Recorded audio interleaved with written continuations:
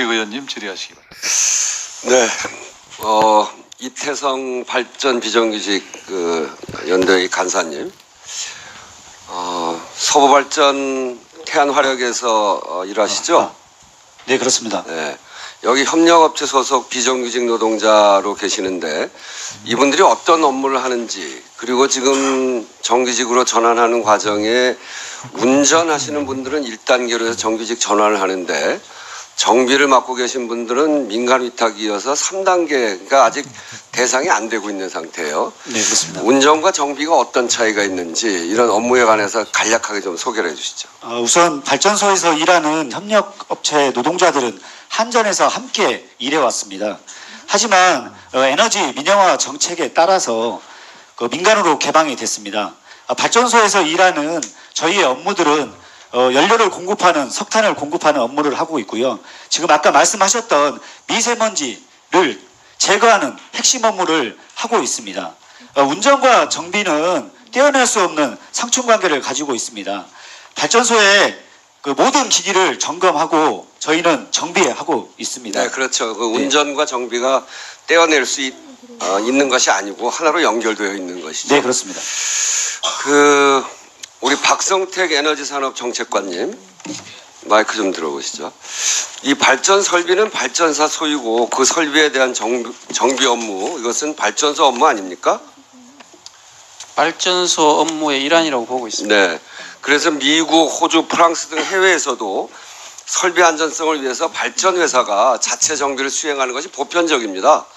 우리나라에서도 그래서 한전 자회사로 정비 부분을 담당하는 공기업을 만든 이유도 바로 발전 설비의 안전성과 신뢰성을 확보하기 위해서 그런 회사를 만든 것이죠. 나라마다 회사마다 양태는 조금씩 다르다고 보고 조금씩 있습니다. 다른데 우리가 그래서 그런 공기업을 만든 이유가 그거 아니에요? 근데 이거를 이제 2013년부터 민영화를 하기 시작했단 말이에요. 그 민영화 아까 얘기를 하시는데 이 정비 시장을 민간에게 개방한 이유가 뭡니까?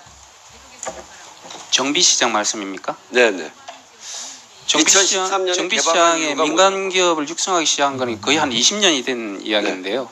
당시에 이제 KPS가 독점적으로 해오던 거를 당시에 아시다시피 파업 사태가 있었고 그 차원에서 좀 포트폴리오를 다양화할 필요가 있다는 차원에서 시작이 된 걸로 알고 있습니다.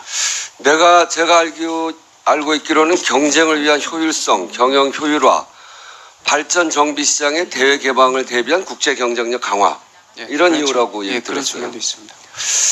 근데 말이죠, 제가 참 이해가 안 되는 게 이렇게 국제 경쟁력을 강화하자 하면서 민영화를 했는데 이게 2011년에 발전 정비 산업 경쟁 도입 정책 결정을 위한 용역을 한 거거든요. 발전 5사. 그런데 그 내용을 보니까 저 자료 좀 올려주시죠. 내용을 보니까 이 참가 자격을 가이드라인으로 정해놓고 실제 2013년에 할 때는 굉장히 기준을 완화해 버렸어요. 그러니까 이렇게 두껍게 아주 꼼꼼하게 용역을 해놓고 말이에요. 몇 가지 예를 들어보면 800메가와트급 이상, 저 자료를 보면 아시겠습니다. 800메가와트급 이상의 경쟁 물량을 할 때는 500메가와트급 기력 설비를 설치했던 실적이 있어야 되거든요. 그런데 당진 화력 90호기를 할 때는 이걸 200메가와트 이상으로 바꿨고요. 그리고 태안 90호기에는 아예 실적을 빼버렸어요. 그리고 그 다음에 시공 경험에서는 A급, B급 이렇게 분류해서 했는데 실제 적용하면서는 A급은 다 빼버렸어요. 그냥 다 B급 5회 이상 이렇게 하고 A급을 없애버리기도 했고, 또 어떤 경우에는 A급, B급 이렇게 나눠서 해야 된다고 가이드라인을 정했는데 이걸 합쳐가지고 A, B급 합산으로 몇 회 이상이면 얼마. 그러니까 A급이 다 없어져 버린 겁니다.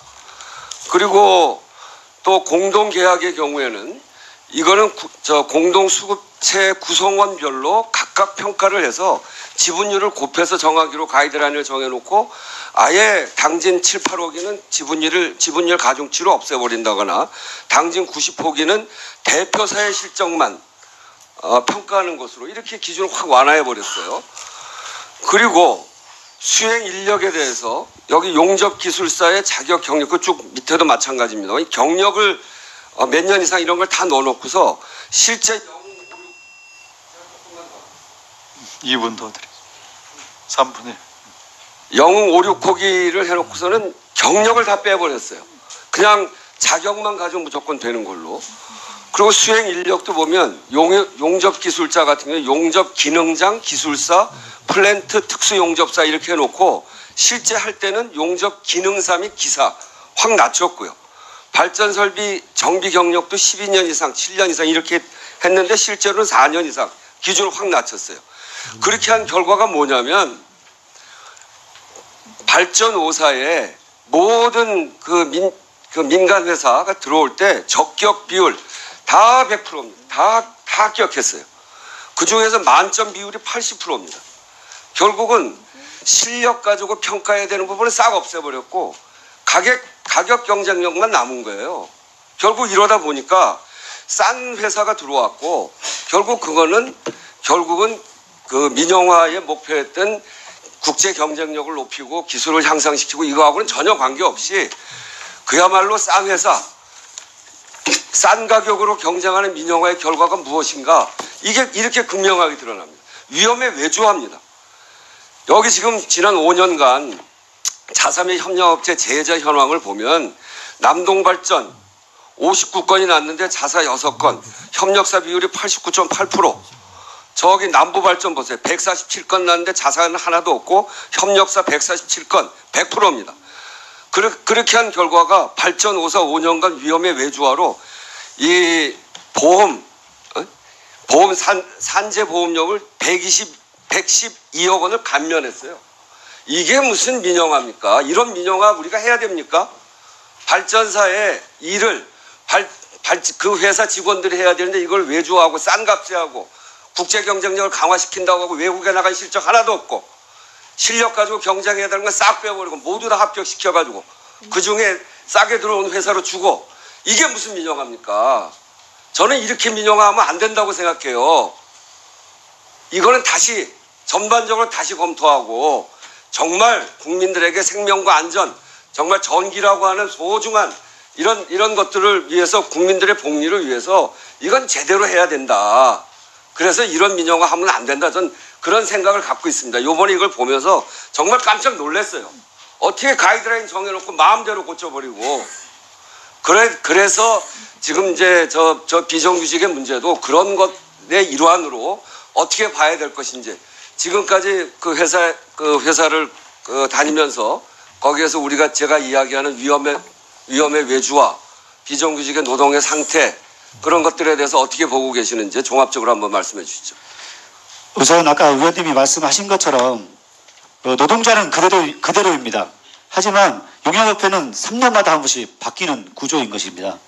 그것이 진짜 국가 경쟁력을 뒷받침하는 경쟁력을 발휘하는 업체가 인수했다면 저희도 올바르게 일할 수 있었을 것입니다. 하지만 그런 구조는 20년 동안 한 번도 없었습니다.